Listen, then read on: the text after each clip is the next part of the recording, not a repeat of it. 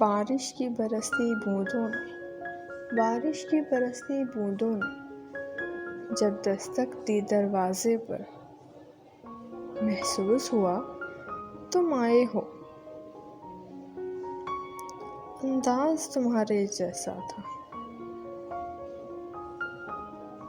ہوا کے ہلکے جھونکے کی جب آہٹ پائی کھڑکی پر، محسوس ہوا تم گزرے ہو۔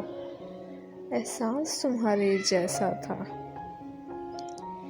میں نے گرتی بوندوں کو روکنا چاہا ہاتھوں پر، ایک صد سا پھر احساس ہوا وہ لمس تمہارے جیسا تھا۔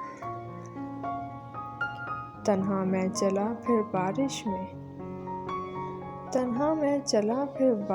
میں، تب ایک جھونکے نے ساتھ دیا،